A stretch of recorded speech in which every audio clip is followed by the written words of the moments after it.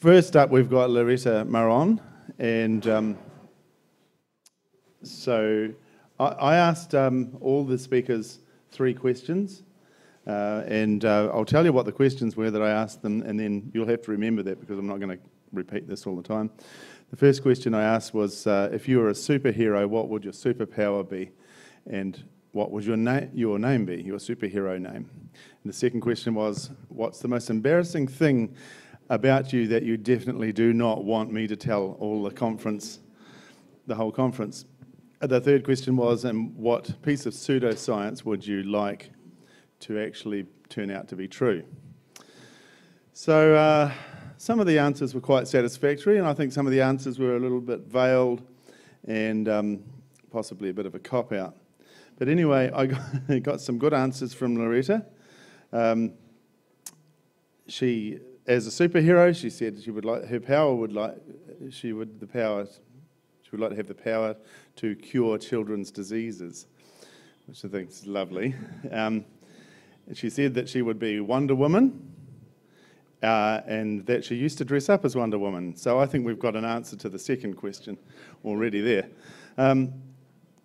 But for the second question, Loretta said that just read Wikipedia.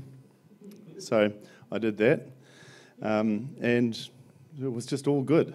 I couldn't see anything bad. Maybe my standards are different to what's embarrassing. Yeah. So anyway, and the other thing I asked her was what piece of pseudoscience would you like to turn out to be true? And she would love a machine that would cure children's diseases, which would be a great piece of pseudoscience if it was actually true. So come on up, Loretta.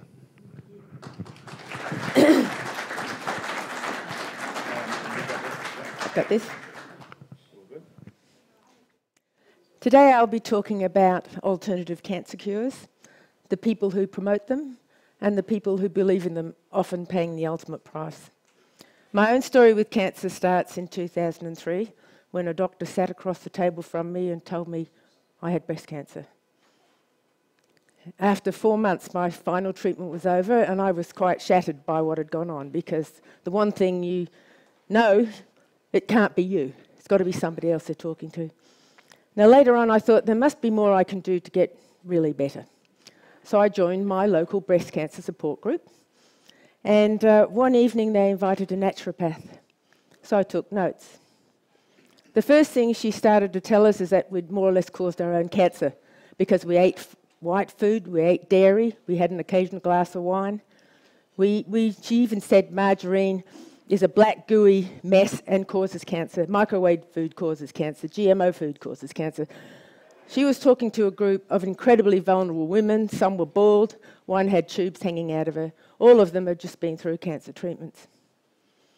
Anyway, I sat there. Oh, and she stood up with a big jar of soy and said, "You all have to take this.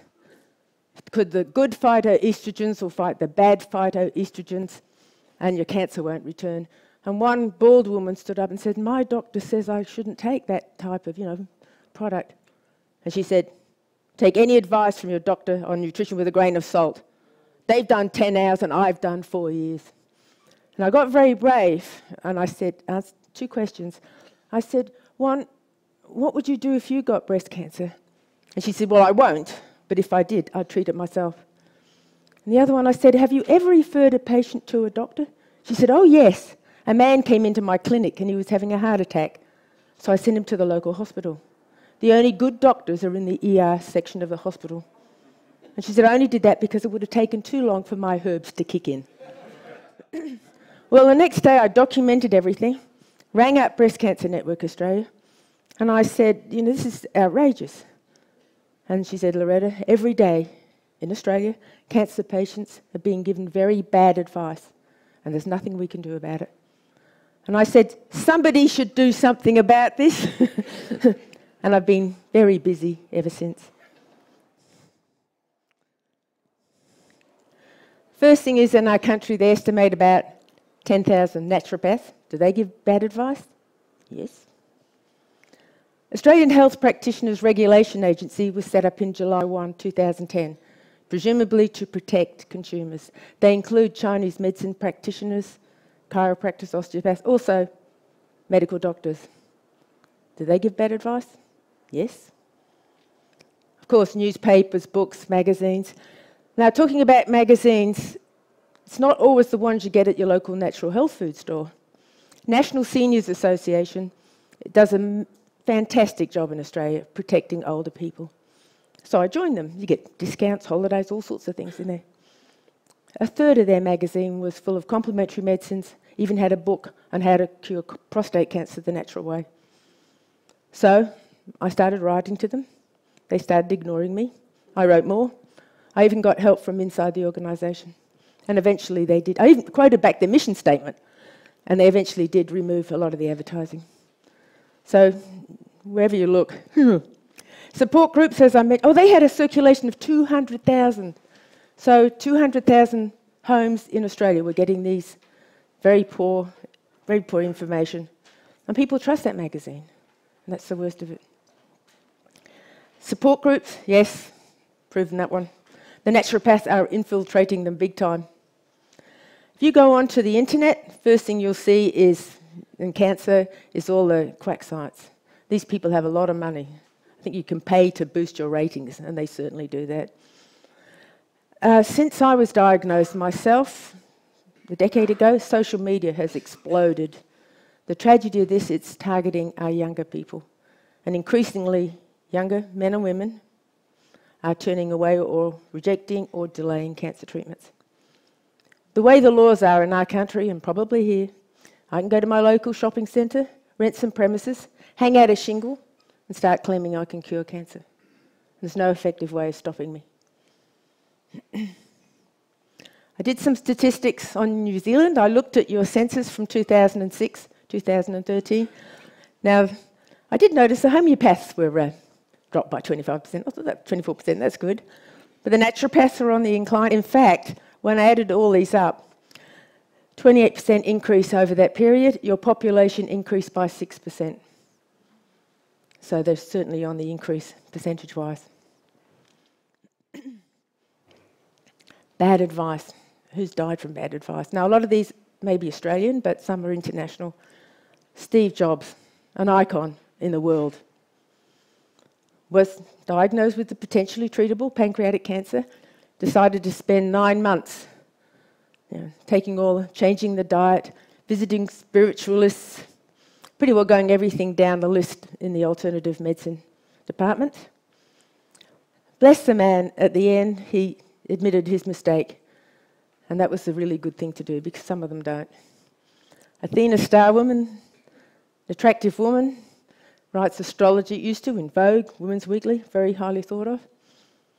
Breast cancer, waited 7 months, treating herself, diet, meditation, ended up admitting herself to hospital in shocking pain.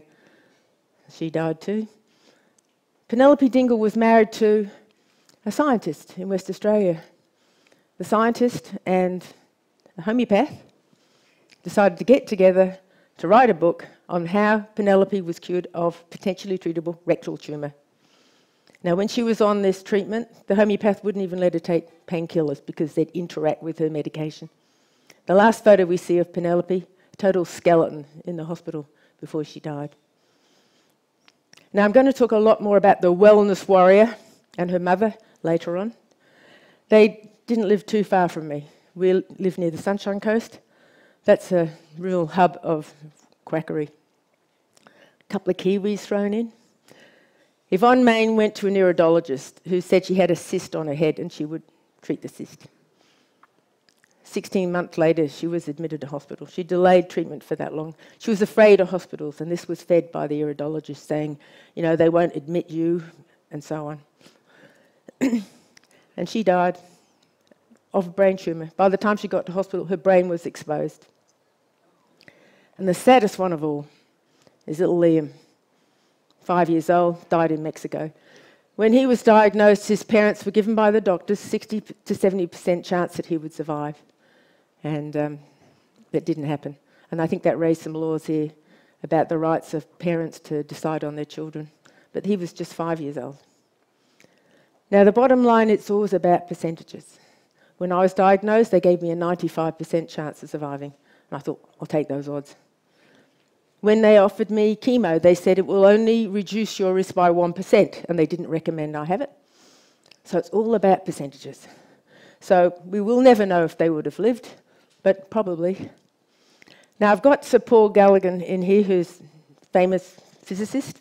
I think he had colon cancer. He went through the whole conventional treatment.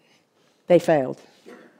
But what he did, he went on high IV vitamin C therapy.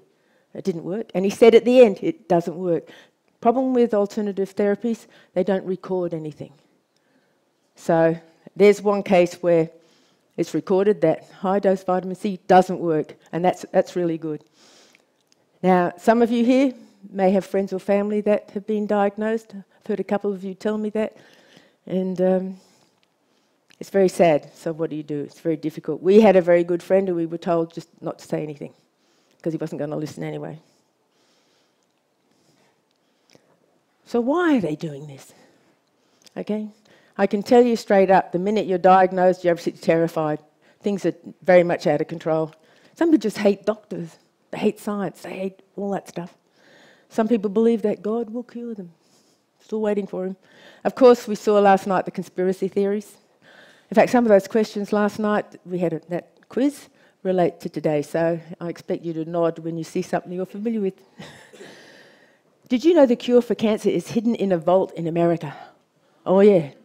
They want to hide it from us because the doctors are making so much money, and the pharmaceutical companies. In reality, doctors get cancer. Their families get cancer. My oncologist works 90 hours a week. Why would they hide it? And then, of course, we all know the side effects for chemotherapy can be quite devastating. And the other thing, too, if you're going to lose an arm or a leg, you're worried about your quality of life. Not much fun hobbling around the rest of your life. Other things like you've seen someone go through it, you're frightened. Changing your diet is such an easy option. All you have to do is cut out half your food groups. No evidence there. And of course, we've got anybody famous. When Steve Jobs was diagnosed, my friend said to me, he can afford the best advice in the world, he must be right. I just had to wait long enough. Now, this gorgeous man over here on the left is Professor Chris O'Brien. Do you get RPA here in this country?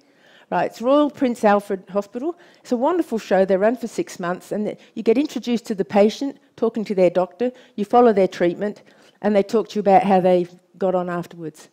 So you get all sorts of different stories about hospitals, and I learnt quite a lot. So my whole health education came from this show.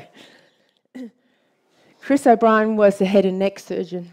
Then one day the show announced he had a brain tumour. So we followed his path through, and it got to a point where he'd run out of options. So what did he do? He went alternative. This is a man that Australians all totally loved. I've become a big believer in alternative and complementary medicines. He went on to, electroacupuncture, changed his diet, did all sorts of weird things.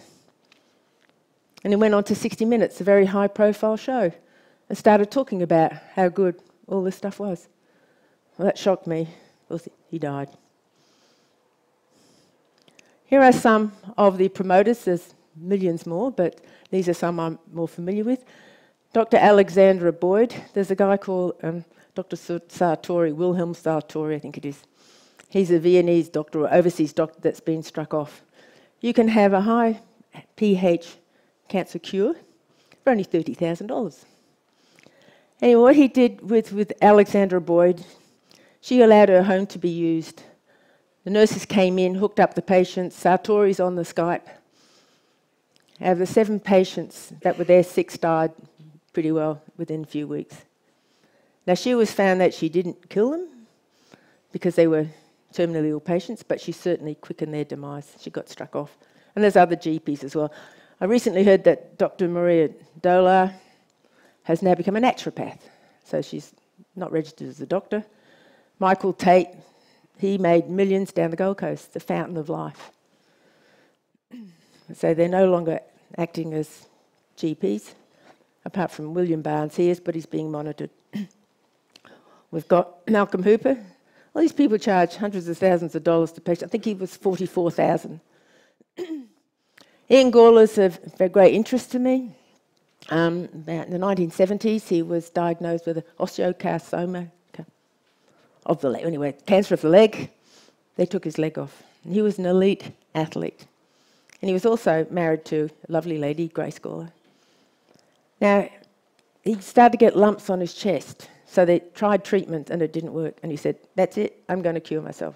Meditation, diet, coffee enemas, the usual. And he was cured, became a national hero.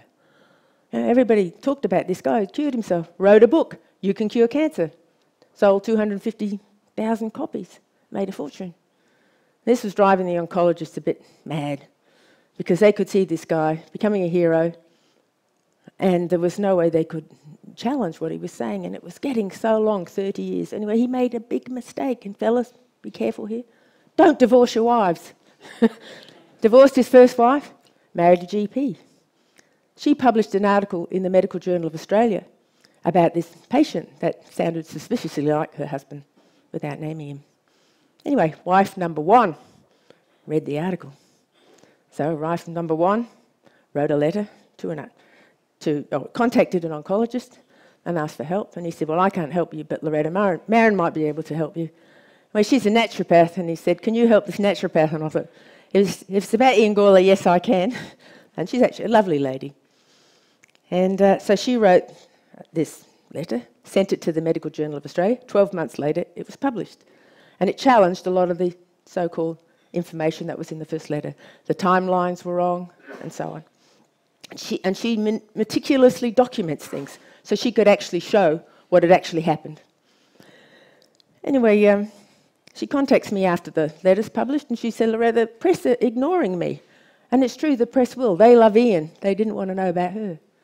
So I contacted a journalist at The Australian, and I said, Adam Cresswell, I said, Adam, the two wives of Ian Gawler are fighting in the Medical Journal of Australia. Well, he loved it. So he put an article out on this. Grace said, that wasn't exactly what I had in mind. I said, Grace, it's she says, she says. You need to wait till the health professionals come out. And that was another 12 months before two oncologists came out. And they said what Ian omitted from his books and from telling everybody is that he had TB at the same time as he had the cancer, his first cancer, or was treated for the second cancer, and the lumps were actually TB. And they never did a biopsy. So in their opinion, he didn't actually cure himself of cancer. Anyway, now he claims he's revised his book, but he won't change the title. And he said it's about giving hope to people. Then we have a crazy dentist, a mad tennis coach. The saddest thing I find is journalists. Journalists can connect with people. They know how to write. They know how to pull all the strings. Now, this one's mother actually had surgery. They don't kind of mention that. They're just saying, Mum's not having chemo. Well, chemo is not a guarantee. It's not a 0 or 100% thing. It's somewhere in the middle. The doctors can only tell you based on a few 100,000 patients with a similar condition to you. And these people start to say, well, I'm not having chemo, I'm having a diet and doing this, therefore that's what's helping me. Raw can cure cancer. Now this Jeanette Murray Wakelin is a very interesting woman. She ran a marathon a day for a year. Now what she's forgetting to tell you in a book, you can find a couple of lines somewhere at the back, is that she had a tumour the size of a golf ball removed from her breast and her ovaries removed. And she doesn't mention that. She mentions raw food is curing a cancer. And that's the deceit they have. They forget to mention they've had conventional treatment as well. The attitude of alternative practitioners is that if one doesn't work, try another. Try another, try another. And some of them are very expensive, some of them are quite simple. So I've just grouped them in different categories. First one is stuff that you eat. And that beetroot one, that was quite a recent one. I hadn't heard of that one. We've got carnivore is interesting. That's the extract of the Venus flytrap. Some of these are highlighted, will be mentioned later on. We've got Latreille, which is apricot kernel oil, vitamin B17, very common. In fact, I found that one of our relatives was taking it some time back, which I didn't know till she died, of something else. Shark cartilage, because sharks don't get cancer. Sorry, sharks do get cancer. Doesn't seem to worry the people writing the book. I've highlighted wheatgrass because this gorgeous friend of ours, he decided that he was going to cure himself with wheatgrass. In fact, at the same time I was diagnosed, he sat there and told me that he was cured, that he was growing it and selling to other cancer patients, because he died 4 months later. I'll do a little bit more about the bicarb soda and black salve later on, but the bottom line there is that you put it on an open wound or you put it over the tumour. In fact, one naturopath was recommending to a cancer patient in Queensland a few years ago. She was actually sticking the acupuncture needle into the patient's wound and pushing black salve into it, and then she denied it afterwards. Got some pictures later on something like that. Miracle mineral supplement. Last night. It's sodium hypochlorite type of bleach. And I've actually, yes, you can take that orally or you can have it IV. Then we've got other things. We've got a friend who's a hypnotist and actually tries to help people with pain. He left his group because they were saying that they could cure cancer. The cruelest thing, now I think most of us here like our tucker. You have a look this morning, there was Marmite, there was avocados, there was peanut butter, all sorts of great food there for breakfast. If you go on a raw food diet, well, I think that would significantly diminish most of our quality of life. What a way to live. And then the vegan, where you have to give up all animal products, you know, eggs and meat, fish and all that. I think that would definitely upset most of our quality of life. I just think that's cruel. When you're very, very sick, you know, eat anything you want. Enjoy it. The protocol, it's mostly about protocols. Right. A bit of this and a bit of that. So some weird diet, plus coffee enemas. I'd rather take my coffee another way, I can tell you that. Supplements, positive thinking. What did we have last night? Emotional freedom, tapping, whatever it is. Yeah, saying I'm going to get better, whatever it is, tapping. They sit there doing that. So really weird stuff. Then, of course, the 7 chakras, they get fractured. That's what causes cancer. And here we are. I sat in a group which was mostly naturopaths, and the guy running it said, how many of you believe here that if you all pray for someone that's got cancer, they will be cured? And most of them put their hands up. And he said, right. And love the machines. Usually they pass a little bit of current through, galvanic current through your skin. Then they make all sorts of claims. But the names are wonderful. I'll be talking a bit more about the Rife generator later on. Quantum pulse, photon genius. And they're wonderful names. I've got to work with names like that. Then, the Reiki, of course. Know about that one as well. We've got things like ozone therapy, where they put them up the anus or the vagina, trying to even IV, trying to treat people. Hypothermia is on the basis that you've got toxins, and if you put people up at 40 degrees, it sucks them out. There's got all sorts of great theories for this, and so on. Now, I just love this one. Here we go. To re-establish the ideal irrational frequencies and harmonic energy states of each individual cell in the body. Now, I did a degree in physics, and it was a while ago, but I have no idea what that's saying. But for $27,400, you can buy this machine, cure anything. Wow, it's got to work with. Oh, it just sounds so good. Here we go. You got cancer because you have negative thoughts. And of course, historically, you know, hundreds of years ago, they believed that you got sick because you were a sinner. Anyway, so that's a bit of variation on that. Because your body's too acidic. You often see ads for that. Or your cells lack oxygen or energy. One site said 90% of breast cancer was caused by amalgam fillings. Then the toxins. And usually they're unnamed. You know, they've got these mysterious toxins. They're out there to get us everywhere. Parasites. This one's interesting. We're not talking about the human papillomavirus here, which is legitimate. We're talking about other little microbes that get into you. And here's the one the naturopath's saying, irradiated food, GMO food, all going to kill you. Now, a couple of these, I've had something to do with it. In fact, this one has a Kiwi connection in a way. So I'll go a little bit more into this. The Zapper, Dr. Hulder. There's a picture of Hulder in that image there. She got a PhD in crab physiology. She wrote 5 books, including the cure for all diseases, the cure for cancer, the cure for advanced cancer, and the cure for HIV/AIDS. Made $7 million. That little machine there is cheap. That's a little hand model, only $800. Now, this guy called Royal Rife, back in the 1930s, decided that every organism has its own frequency. So everything on the planet has a frequency. And there's numbers, buttons on there, and you can plug in that frequency and zap it. Get rid of it. Now, the idea with cancer, she said, is a liver fluke. It got into your body, and where it came out, that's where you got the cancer. Brain, breast, wherever. And you could put in the code for the liver fluke and kill it, and your cancer would be cured. Pretty amazing. There's a little girl hooked up to it. Must work. Look how healthy she looks. Now, Peter Bowditch, who's a high-profile Australian skeptic, had a website. He didn't want to sell the book. Got a nasty letter from Huller. With $7 million, you can afford a very expensive legal team. And in the end, he had to advertise the book, and he said he sold 1 copy.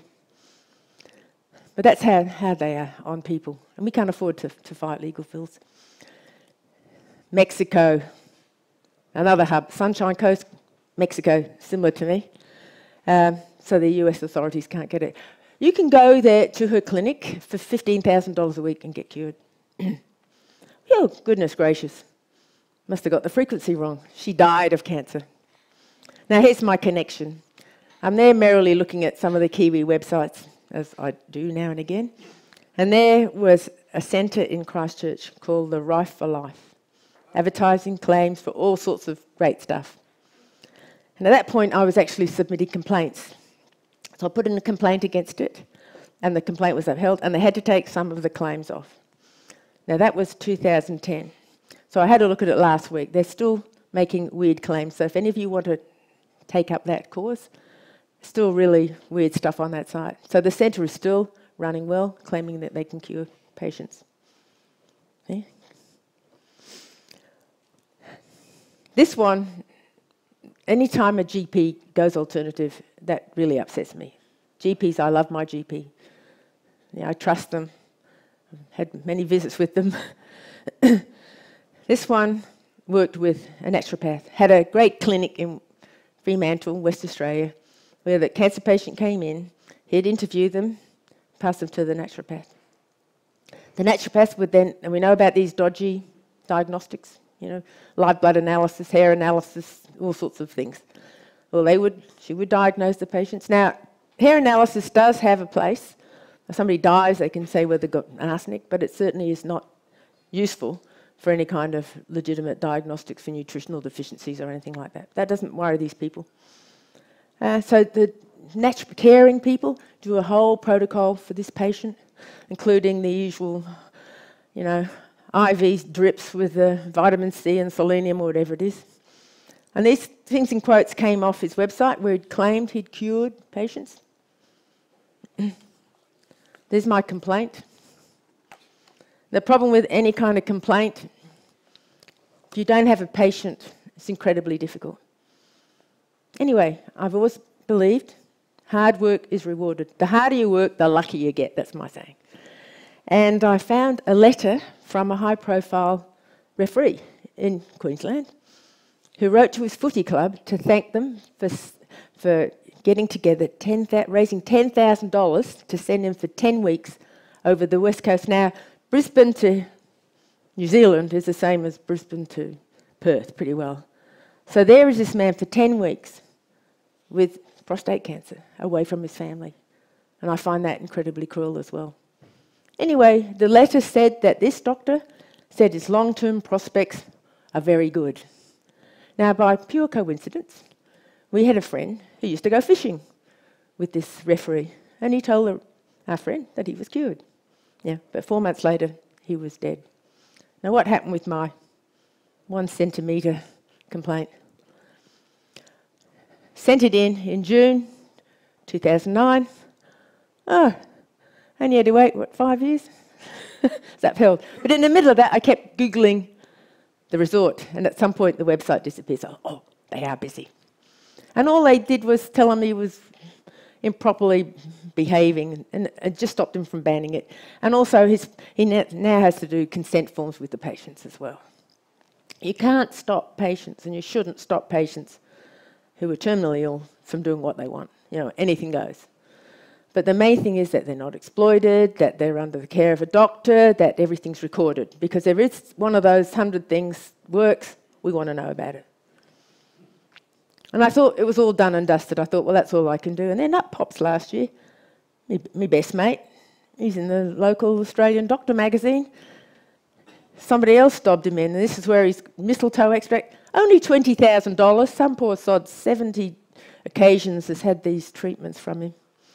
Well, this time they suspended him for 3 months, so by the time I'd worked all this out, he was back working again. But they did assure me they are monitoring him. A lot of work, a lot of years for one doctor. That's the same with the Australian Health Practitioners Regulation. Currently processing, well, it was 650 complaints until a month ago when we sent them in another 200.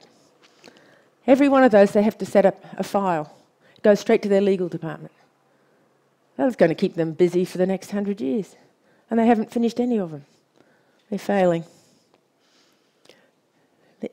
In Queensland is unusual in that they can actually record undercover work. Whereas in New South Wales, they can't. So any time this, and Queensland is also the hub of some really questionable activities. So I get the phone call from a current affair, have done a number of times, twice this year. Would I go undercover for them? And I have this annoying way of saying, yes. They flew me up to Mackay. Oh, first of all, you connect with the alternative practitioner. And all I have to say is, I've been diagnosed with cancer. I've heard that you have a treatment that can help. So I'm not lying. So that makes life a little easier for me. And then they tell you about it. They're very good if you shut up. Difficult for me. Shut up. They'll tell you everything because they want to sell. And she's charging about $3,000 for the treatment. So I went up there and I watched some terminally ill cancer patient. She had a portacath, if you know what that is. It's where they put stuff straight into your vein because your veins are crap, right? And there she is under a house, pretty grubby, rusty coat hanger, IV bag, comfortable chair, patient sitting there. And Jill would go around, you know, barefoot. And she put this needle into the woman. The woman said it doesn't work. She got out, popped it back in again. And at the end of this, and she kept saying, you know, the world wants to know about this, but, you know, it's a secret, but it works. It's fantastic. And the only reason that the current affair got onto this is because another patient had ended up with blood clots in another hospital. When I got home, I contacted the Health Complaints Commission and they did shut it down. Charles Angles was a homeopath. He told me he had a spray and a cream, shouldn't have conventional treatment, homeopathy could cure me. Noel Battens, I never met Noel Battens. By the time we're going to visit him, he was in America by coincidence. He'd gone off to America, but another patient was on the telly. She had multiple sclerosis. He told her to go for medication. Next thing, she was totally incapacitated, and another was, you know, hoisting her in and out of wheelchairs. And his idea was exercise could cure everything. This character here that's the Reverend Trevor Robinson. What a really interesting character. He was happy to fly to Brisbane to be interviewed. Pop that down. Yeah. And he stood over me and he said, yes, I can tell you've got fractured chakras. And I said, you mean you can diagnose me as well? He said, oh, yes. So then I lied down, and for about 40 minutes he chanted to the heavens and the gods and named all sorts of people. Then at the end he said, you're cured, and 50-year guarantee. Anyway, after that show hit, he kind of disappeared. But he was really out there. These two beautiful women, Jess and her mother, Sharon, the wellness warrior. Now, this beautiful girl, she was the online editor for Dolly magazine. So she could write, she could communicate with people. She dressed beautifully, she loved fashion, she loved life. 22-year-old, she's got these lumps coming up on her arm. And it's this horrible soft tissue cancer. So they block her arm and they put a whole lot of chemo through it. But it didn't work, the lumps came back. And they said, sorry, Jess, but the only thing we can do is take your arm off of the shoulder. She said, no, I'm going alternative. So off she went off to Mexico to go to the Gerson clinic. It cost about $15,000 or $19,000. The costs keep going up because you keep buying tools and equipment and product and all that, and juices. And what that meant, when she came back for at least 18 months, all she ate was 13 meals a day. Every hour she'd juice up organic food, 13 every day. She was housebound. But in the middle of all this, she sets up a website and a blog, and she's telling everybody, I'm thriving with my cancer. You know, I'm doing really well. And of course, people believed her. And she's got the supplements and the coffee enemas again. And then she starts telling everybody she's cured. The sad thing was that her mother was diagnosed with breast cancer. The mother said, I'm doing the same as Jess. She died 13 months later. And that's just shocking because she definitely didn't need to die. Beautiful girl. Published YouTubes, how you administer enemas. Sold stuff on her internet website, you know, jewellery. Hers and other people's did life coaching. Went around the country on a thing called Self-Love and Sisterhood Tour. For $65, you could come and listen to her and 3 other cancer patients. One had had conventional treatment, the other 2 were healing themselves naturally. And these were all women in their 20s. And they're all fawning over her. You know, I think if you've heard of Belle Gibson, she turned up. You know, the one that pretended she had cancer. She turned up there. And they're, oh, wow, you're my hero. Blah, blah. These are not heroes, these people that do this. And then she spoke, she's earning 6 figures a year, which was pretty good. Kept her in the nice clothes, paid for the organic food, paid off a debt she owed to her father, paid for a new home, paid for a car. Kept doubling. The tragedy, 50,000 Facebook fans. That's a lot of people to engage in, all the young people. 2.5 million visitors on her website. All around the world, all praising her. People love beautiful people, particularly that gorgeous girl there. Well, middle of last year, up came a post. She said she was unwell and couldn't keep travelling around Australia, and she was just taking time off to recuperate. So I'm waiting. December comes along. She said she's opened her heart and mind to all therapies. She's found a very good doctor. But of course, she was dead 2 months later. This character here can help. I used to speak on my local radio, and the DJ hands me a sheet. He said, I couldn't read this out. Can you check it out? It said, we can help. If you or your family have cancer, come to this, group. We're there to offer support. Really, really warm, fuzzy stuff. And I thought, oh yeah, I'll have a look at this. Lucky he had a very sceptical DJ, which is very rare, but he was good. So I looked it up. Oh, God, apricot kernel oil. Right. I got this man's number. So I said to him, yeah, it's a cancer quack. And here we are. He's the local Sunshine Coast newspaper. Wow, what a great guy this Darryl Jones is. He's got this cure. He's going to bring in all this money into our area. Well, the first thing I did was I contacted the Australian ACCC, the consumer protection people in Australia, and they'd had a number of complaints. And he rings me back about a year later. He said, Loretta, he said, I went to listen to Darryl. I sat there through it. He said, I made an appointment to see him. I sat across the table with him and I begged him to stop. He said, we don't want to take people to court. It costs us a lot of time and money. Begged him, but he said he wouldn't stop. The next time, the local newspaper, Darryl's going Australia-wide, and there's all this team of 30 people. Oh, rah, rah, look all this money he's bringing into this country. And within weeks, out came the injunction, shutting him up. And I got a phone call from the guy that was the investigator, and he's never seen such a happy bunch. I think they'd been working 2 years for one guy.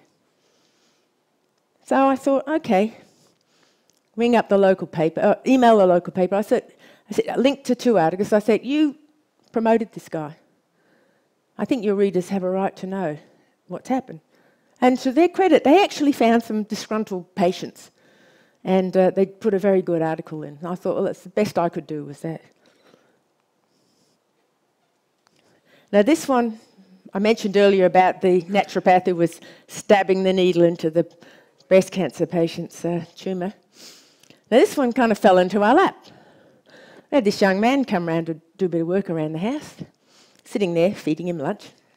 And he says, my dad has an open wound on his neck. And he said, every night my mother cleans it, puts bicarb soda on it and dresses it. And he said, it's causing huge problems in the family because my brothers live in North Queensland and Dad won't go to see a doctor. And the family is fractured. You know, Mum's just being quiet and doing what she's told. And we're talking away, and I thought, right. I said, well, where did he get this from? He said, from a New Zealand magazine. He said, you should get it. A horse got cured.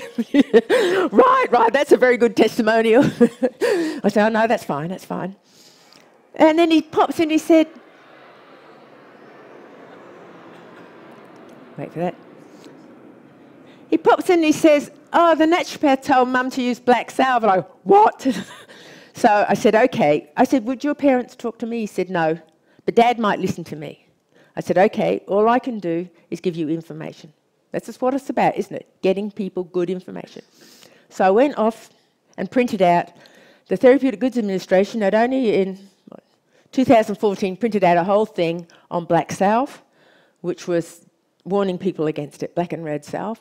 It's some product called Bloodroot, and they mix it up. But it's really, I usually call it battery acid with Vegemite. You know, it's burns badly.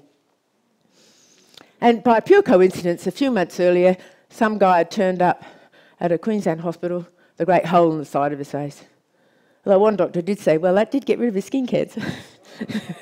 Now this one here, look away if you're squeamish. This beautiful girl, right? Young, pretty girl. Had a mark on her nose and her forehead. Put on the black salve. She lost the entire end of her nose. Major reconstruction.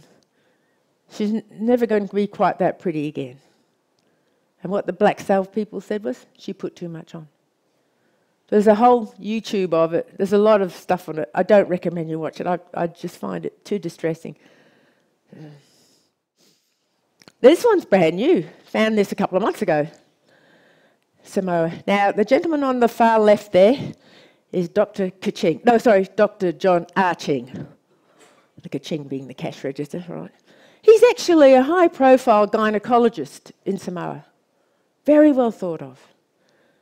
And he's become a member of parliament.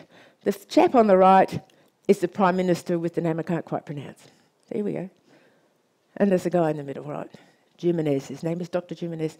Now, out comes this whole media release on the Samoan government website saying that there were these doctors from the United States of America come to set up a clinic called Hope for Cancer in Samoa. And Dr. Jimenez says, we have a clinic in Mexico, and all these lovely Australians and Kiwis are coming all that way. What we're going to do is make it easy for them. They can just go to Samoa. Total quack therapy. It's not this is not a doctor from America, this is a doctor from Mexico. And it's all about natural healing. Now, I wasn't sure exactly what they offered, so I went to the major website. There's some interventions here I'd never even heard of, but it's the usual stuff with coffee enemas. They've got this thing about backsides and a whole IV and all that. And the tragedy of this is it's being promoted by their government. So they're setting up a whole clinic there, and New Zealanders and Australians will undoubtedly go there. We had the wife of a friend who spent hundreds of thousands of dollars going to Mexico, and she died. Yeah, well, very sad situation, particularly when it's supported by the government. And I've got no idea what Dr. John Ching is about. Maybe he's trying to raise money for his community. I don't know, but he should know better than that. 21st century, what gives? It's not the Dark Ages. We're living longer. That's why more of us are getting cancer. Was it 1 in 2 men, 1 in 3 women by the age of 85? That's just life. I always say, I wouldn't have got cancer if I'd died before I was 50. It's not a good choice. And look at the survival rates. They're probably better now, I'm sure they are, but from 75% to 90% for breast cancer, prostate cancer, 69% to 100%. This is a 5-year survival rate. All of them have improved. Some of them have a long way to go, but we're all living longer because of the conventional treatments we have now. And in fact, some of these vitamin E, if you're a smoker, increases your risk of cancer as well. I say to people, study it now while you're healthy, because the minute you're diagnosed, I think your IQ drops, because you're in a dark place and you're starting to get desperate. But if you're now understanding what's going on, you're in a better position to make those choices later on. We saw with Steve Jobs, we saw with that little boy, the window can be quite narrow. Particularly even in my own family, you get early enough, the cancer hasn't broken out. Shorter time in hospital, less terrible treatments, and so on. You get that window, you're fine. Or maybe you're dead if you don't. It's always better to get things early. And we've got one girl, and she works at a hospital as a pharmacologist, and she's always talking to the patients who are smuggling in drugs to their families who are doing chemotherapy to warn them that it could be reducing the effectiveness of the treatments they're having. And the restricted diet thing, I don't like to harp on that one, but I just think that is so incredibly cruel. And my idea is, getting a cruise yacht and eat everything. If you're dying, you may as well. And it's a shocking waste of money. These things can cost up to $100,000. And that guy, 10 weeks away from his family, was a terribly sad thing to see. They don't record anything. So people have got no idea. The horse that got cured, one testimonials. That's not evidence. Anecdotes are not data.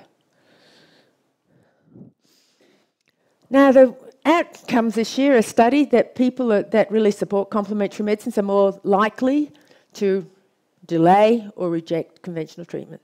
So if you've got friends that are right into quackery, they're the ones that are most at risk. And sadly, the percentage is growing. So we're getting more people, particularly young people, who are now delaying or rejecting treatments. And it's growing, I say.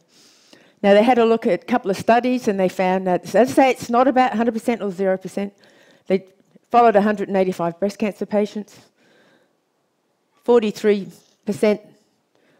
survived, compared to 81% who had conventional treatment. So percentage-wise, you're better off having conventional treatment. Similar study with that. There's a very good video out, just came out a couple of months ago. It's on the Australia Science website. Paul Willis, well known to Aussie skeptics. It's called No Alternative to Cancer. It actually summarises my presentation really well in 15 minutes without the extra bits of me added. I was just delighted with it. And they asked a breast care nurse, and she said the patients come in too late and they go from treatable to where do we start? I thought that was an incredibly good way of putting it. Where do we start? And she estimates 3 to 5% of patients are delaying or postponing, and that's 1,000 premature deaths per year from people that are avoiding proper treatment. My advice I always give, I give this to people no matter what cancer they have, is find someone that had the same cancer as you a few years ago and connect with them. Because for conventional treatment, they can show you what they went through. Because the doctors, they've got a lot of different types of cancers. They haven't got the time to sit there and do that. But if you can connect with someone, that's terrific. Because then they can go through, because some women have files this thick on everything they've gone through, and they can talk one-on-one, this is what I went through.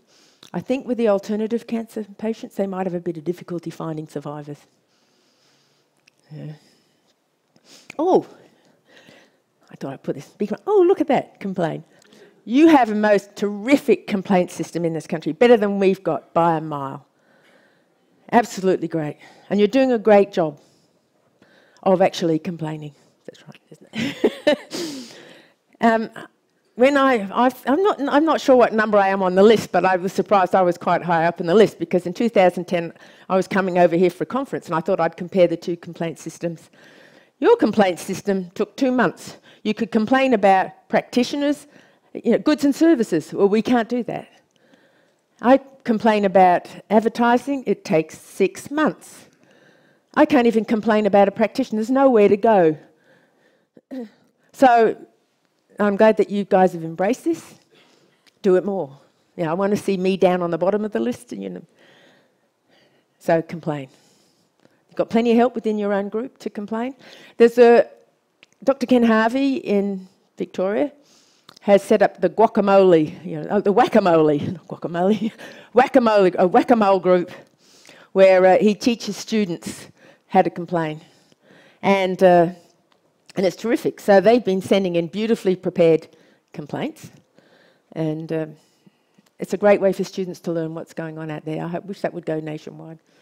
So there's things happening there. So I'm getting my message across. Now, if you don't want to do that, you can join our group in a number of ways. The old story, no battle was ever won by spectators.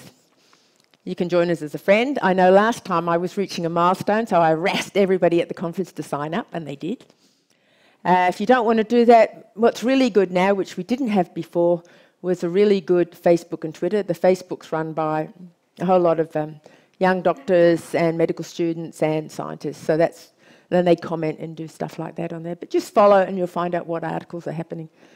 And I think people have been telling me about, the homeopathy statement from America saying they've got to put labels on it. And the good thing about this is you're up to date with what's happening because they really take pride in their work. So now I'm open to any questions.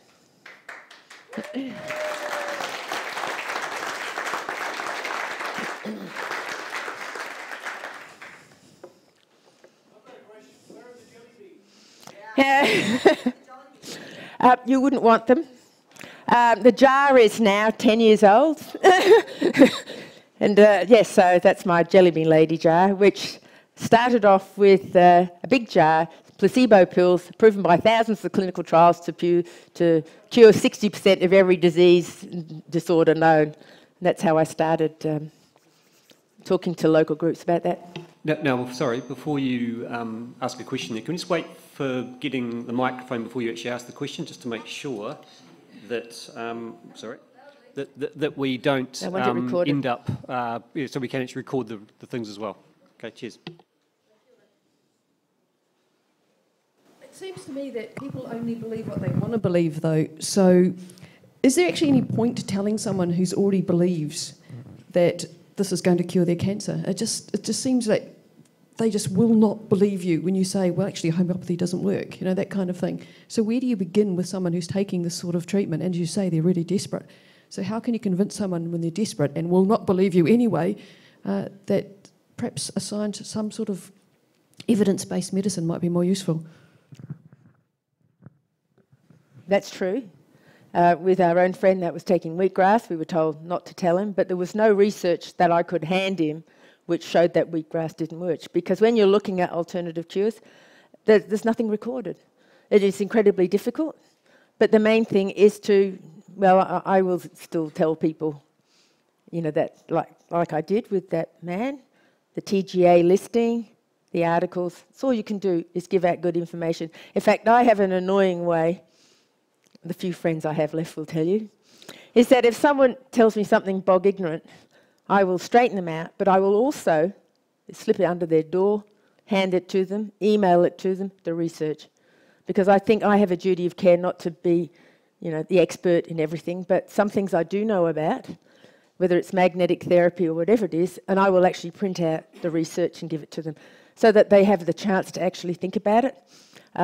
One of my really good friends is married to a guy that runs a chain of pharmacies. She's sitting there telling me she loves her new GP. He recommends homeopathy. Well, of course, I had a few things to say at that lunch. I sent her a link. She didn't talk to me for a year. We don't discuss it now. But at least I did that. And I said, did you get the link? She said, I deleted it. Okay. So, yes, you put yourself out there, and you do. I found myself in a party, the only one left in the room. Didn't know there was a naturopath there, did I? I found the antagonism from my own breast support group. I don't go there anymore. They all love the naturopath. They invited her back twice more to do allergies and some other topic. So you're hitting a brick wall. And it's not dumb, ignorant people. These quite intelligent, rich people. But you just got to keep going out there. You have to really engage with two groups, the media and the politicians.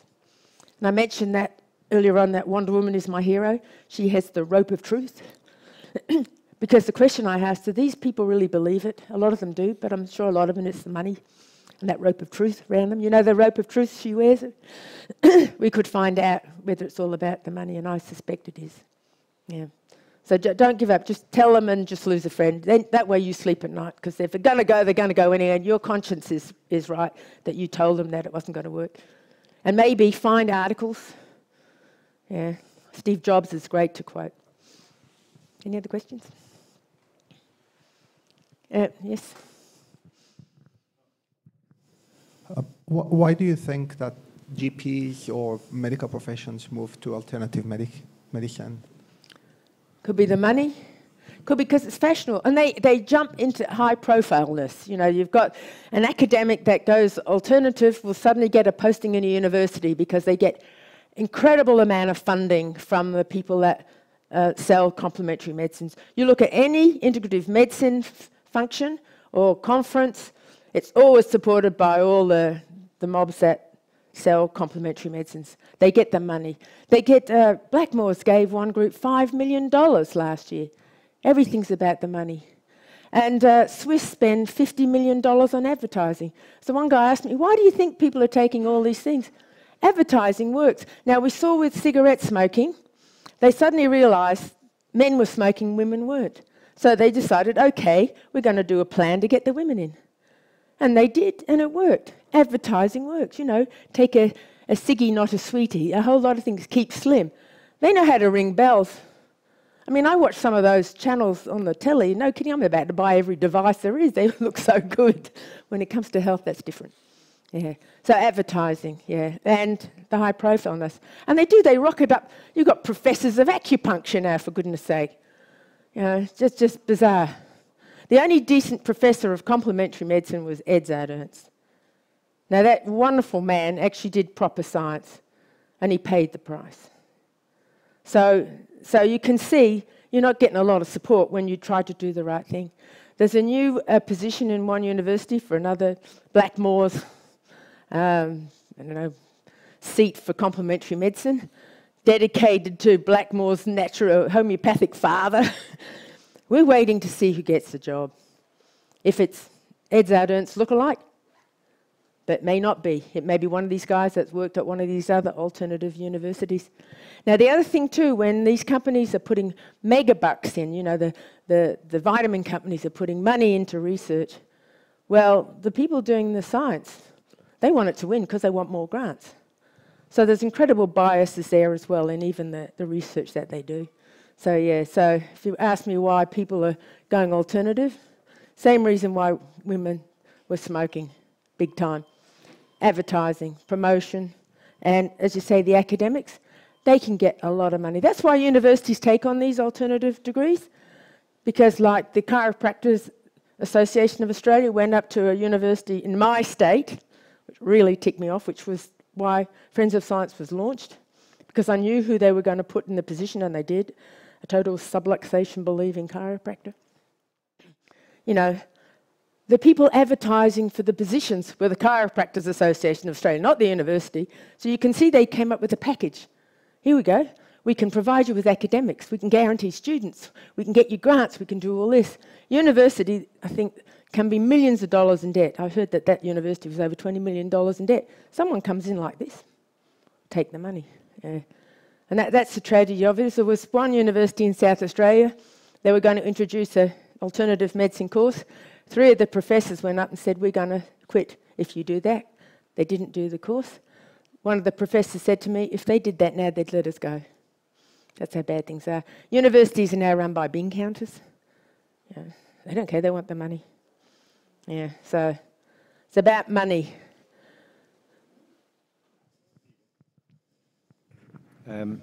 Has anyone done a study of how much money is actually involved for Australia, for example, in complementary and alternative medicine, and how that compares with the health budget? Because it worries me that people think that they're quite free to spend their own money, which they are. But the hospitals here are crying out for extra money, and a lot of money is going into this kind of thing? Well, I know in Australia it's about $4 billion. But as far as the comparison is concerned, I'm not sure. They haven't really done that study as far as I'm aware. However, Friends of Science in Medicine does not stop anybody going to a practitioner of their choice, providing it's not government funded. Now, if you're in private health cover in our country, the government pays 30 cents in the dollar or something. So we are funding everybody that gets private health insurance cover from going to a homeopath, naturopath, chiropractor, whatever it is. This is where the only power we have is to say, if the government is funding it, it's not a good thing. So, as I say, if you go to your local psychic up the road and you just pay cash, nothing to do with us. But if government money is going that way instead of to legitimate healthcare, then that's our concern. Universities are government funded, so we have a beef there, and that's why we're taking on universities, private health insurance, and anybody else that's government funded as well. Yep. Very much. Thank you very much. Thank you.